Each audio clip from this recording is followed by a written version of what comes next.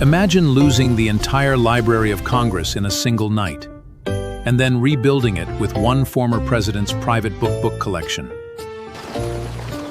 This was Washington City in 1814, a young capital still developing around the Potomac.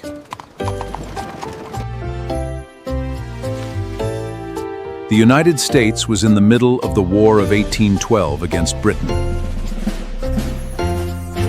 and Washington was about to become the target of a British military expedition.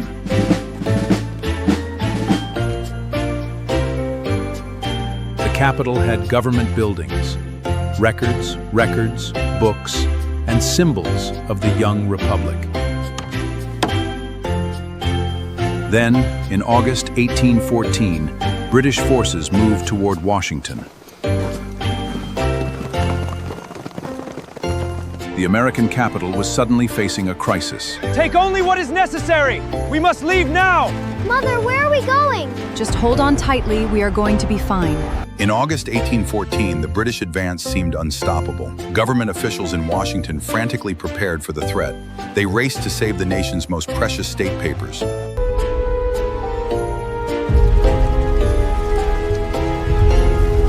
The city's future suddenly depended on what happened next. On August 24, the British entered Washington.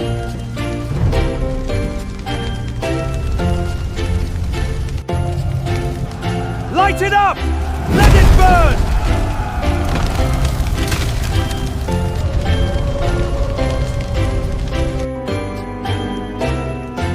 And inside the Capitol was something more than government offices. It was the Library of Congress. The fire destroyed the Capitol and the library collection inside it.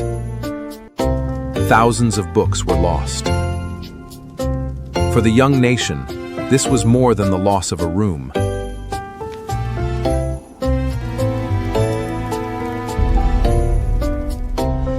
And the United States needed to rebuild.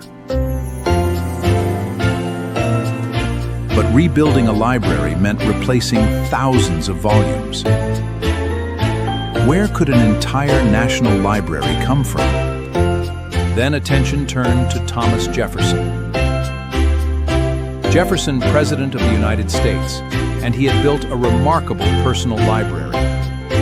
His collection was much larger than the library Washington had just lost. Jefferson offered his books to Congress. In 1815, Congress approved the purchase. The collection contained 6,487 volumes.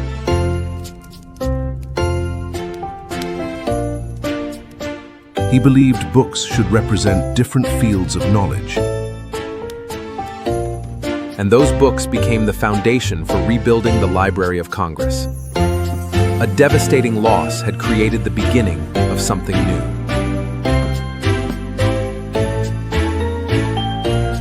But Washington itself was also rebuilding after the destruction.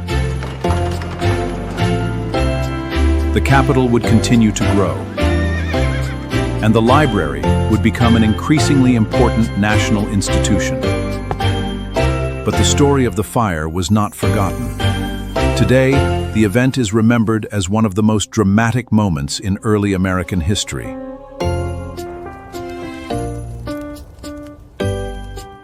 But the destruction did not end the American government. And it certainly did not end the Library of Congress. Instead, the library began another chapter.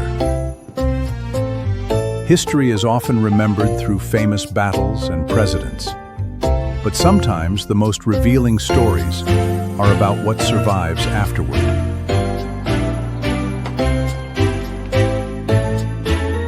The library lost its collection.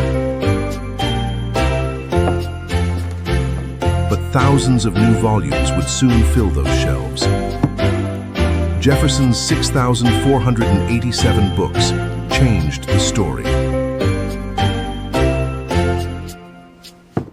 Congress acquired a collection shaped by Jefferson's broad intellectual interests.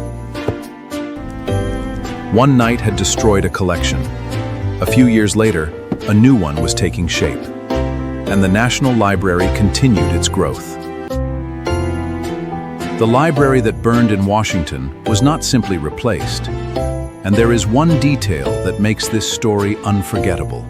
And the story began with a fire in the young American Capitol. Those books helped restore a national collection after one of the darkest nights in Washington's early history. But its history includes a moment when almost everything had to start again. World's great research collections. The world's great research collections. Destroyed Capitol. A lost library, and thousands of books from Thomas Jefferson. But its history includes a moment when almost everything had to start again. That is the part of American history most people never hear in the full story. If you want more true stories from American Hysterio, and comment the historical mystery you want us to uncover next.